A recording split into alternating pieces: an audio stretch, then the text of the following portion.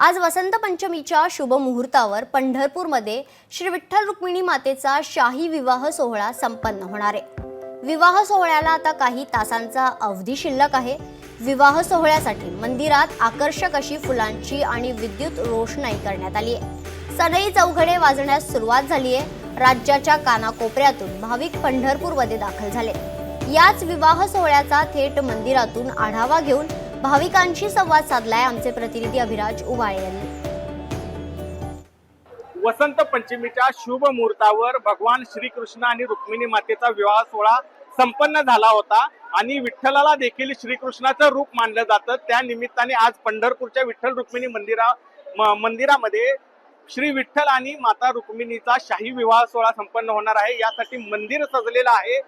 या ठिकाणी आपण बघू शकता वेगवेगळ्या प्रकारची फुलांची सजावट या ठिकाणी करण्यात आलेली आहे। वराडी मंडळी जमलेली आहेत, लग्न घटिका समीप आलेली आहे आणि हे सर्वजण आता नवरा नवरीची वाट बघत आहेत। सनई चौघडे वाजत आहेत। पूर्णतः एक लगीन घाई मंदिरामध्ये सुरू झालेली आहे। आपण या ठिकाणी बघू शकताय की आकर्षक अशा फुलांची सजावट करण्यात आलेली आहे आणि यावेळेस विशेष म्हणजे उसाचा वापर या ठिकाणी मंदिरामध्ये सजावटीसाठी करण्यात आलेला आहे। माझ्यासोबत सजावट करणारे भाविक भारत भुजबळ आहेत। मला सांगा कशा प्रकारची सजावट यावर्षी करण्यात आलेली आहे? यावर्षी आपण श्री विठ्ठल रुक्मिणी शाही विवाह सोहळ्यामध्ये आकर्षक म्हणजे उसाचा वापर केलेला आहे। उसाचा वापर याच्यासाठी की लग्नामध्ये केळीची गुंठ, उसाचा वापर शुभ संकेत म्हणून मानले जाते, म्हणून आपण ही सजावट केलेली आहे। दरवर्षी आपण वेगवेगळ्या स्वरूपात सजावट करत असतो आणि यावर्षी आपण 20 ते 25 प्रकार फुलांचा वापर केलेला आहे आणि यामध्ये 30 ते 40 कारागीर व 30 ते 40 महिलांचा देखील सहभाग आहे कामामध्ये।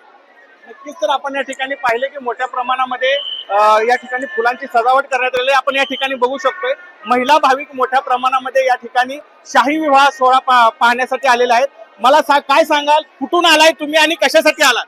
नमस्ते, मी नाशिकवरून आली आहे। दक्षा ठाकरे माझं नाव आहे। आम्ही फक्त विवाह सोहळा आतुरतेने बघण्यास आलो आहे। एवढ्या वर्षापासून आम्ही फक्त ऐकत होतो की खूप सुंदर विवाह सोहळा होत असतो।